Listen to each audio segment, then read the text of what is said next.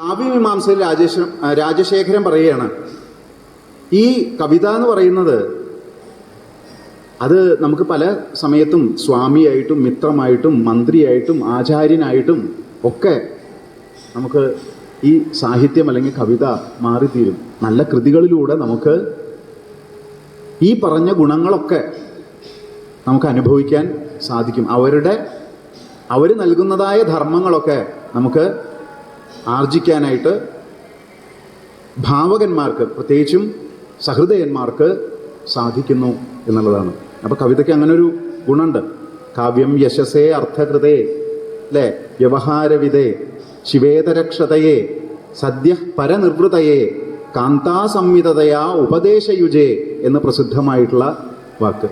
എന്താണ് കാവ്യം കൊണ്ട് ഗുണം? ഈ കാവ്യം കൊണ്ടൊക്കെ എന്താ ഗുണം അല്ലേ? രാമായണമൊക്കെ വായിച്ചിട്ട് എന്താ കാര്യം? അങ്ങനെയല്ലേ തോന്നുക? അപ്പോൾ കാവ്യം യശസ്സേ, അത് എഴുതുന്ന ആളെ സംബന്ധിച്ചിടത്തോളം ഒരു കവിതയൊക്കെ എഴുതി അല്ലേ, അത് മാതൃഭൂമിയിൽ വരുന്നു, അല്ലെങ്കിൽ മലയാളം വാരികയിൽ വരുന്നു അല്ലേ, അല്ലെങ്കിൽ പത്രത്തിൽ വരുന്നു. അങ്ങനെ വരുമ്പോൾ നാലാൾ ചോദിച്ചു, ആ കവിത കണ്ടു വളരെ നന്നായിട്ടുണ്ട് കേട്ടോ അല്ലേ, അപ്പം നമ്മളൊന്ന് ഞെളിഞ്ഞു അല്ലേ, യശസ് ഉണ്ടായി. ശരിയല്ലേ? അപ്പോൾ കാവ്യം യശസ്സേ അർത്ഥകൃതയെ. മാത്രമല്ല, പത്രത്തിലൊക്കെ എഴുതി കൊടുത്തപ്പോൾ ഭക്തപ്രിയൽക്ക് അടക്കം കൊടുത്താൽ അവിടെ നിന്ന് നല്ല ഒരു ചെക്ക് കിട്ടും, മണി ഓർഡർ കിട്ടും, അല്ലെങ്കിൽ അക്കൗണ്ടിലേക്ക് പൈസ വരും. അർത്ഥഹൃദയെ പൈസ കിട്ടും അല്ലേ. വ്യവഹാരവിധ, പിന്നെ നമുക്ക് വ്യാവഹാരികമായിട്ടുള്ള ഒരു തലമുണ്ട്.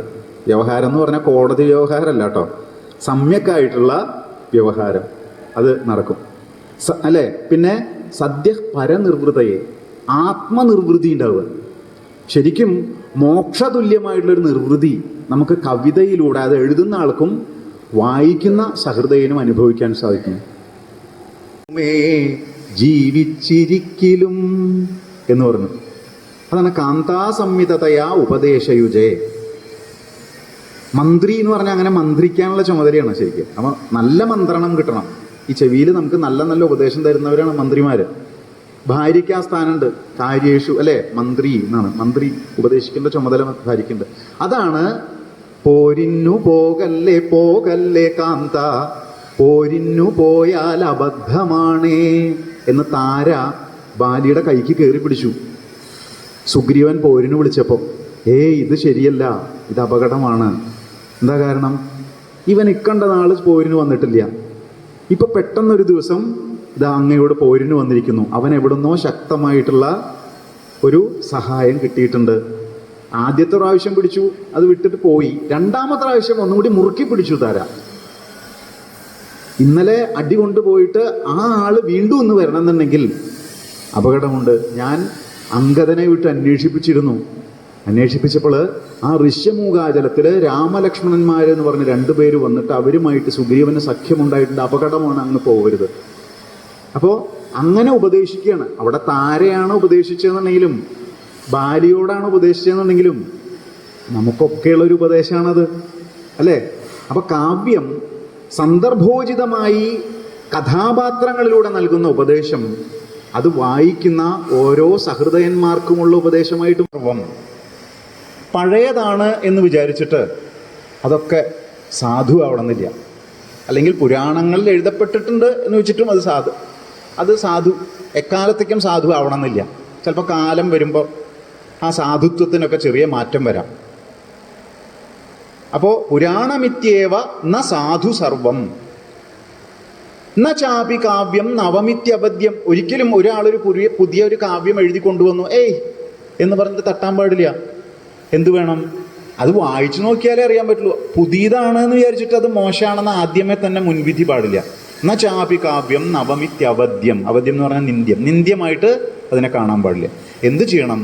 സന്തഹ, സജ്ജനങ്ങൾ, അതായത് നല്ല സഹൃദയര്, പരീക്ഷ്യ അന്യതരദ്ഭജന്തു. ഏതാണ് അത്? രണ്ടും വായിച്ചു നോക്കിയിട്ട് വേണം, അല്ലെങ്കിൽ അത് തിരിച്ചറിഞ്ഞിട്ട് വേണം അതിനെ കൊള്ളണോ തള്ളണോ എന്ന് നിശ്ചയിക്കും.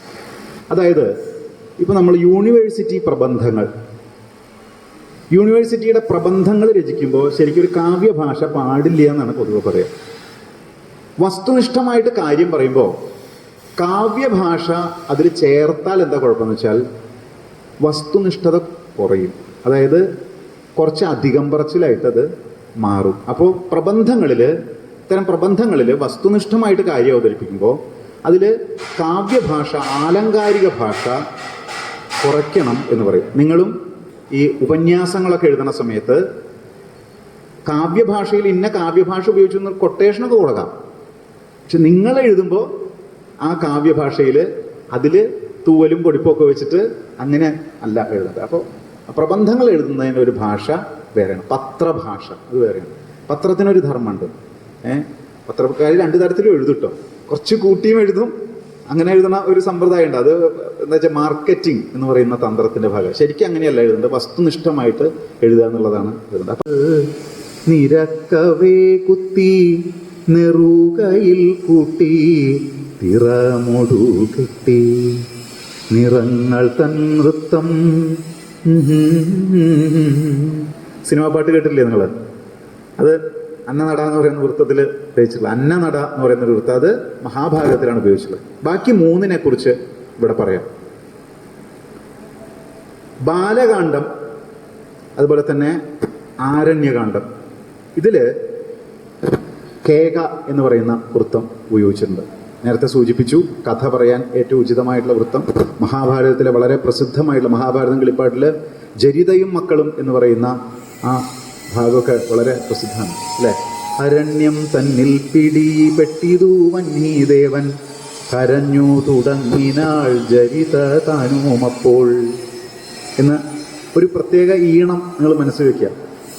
അരണ്യം തന്നിൽ പിടി, അതില് ഈ 3 2 2 3 2 2 എന്ന എഴുത്തുകൾ 14 ഗണം, പാദം 2 1 പോൽ ഗുരു ഒന്നെങ്കിലും വേണം മാറാതെ ഓരോ ഗണത്തിലും നടുക്കുയതി പാദാതിപ്പൊരുത്തം ഇത് കേകയാം എന്നാണ് നിർവചനമൊക്കെ പറഞ്ഞിട്ടുള്ളത്.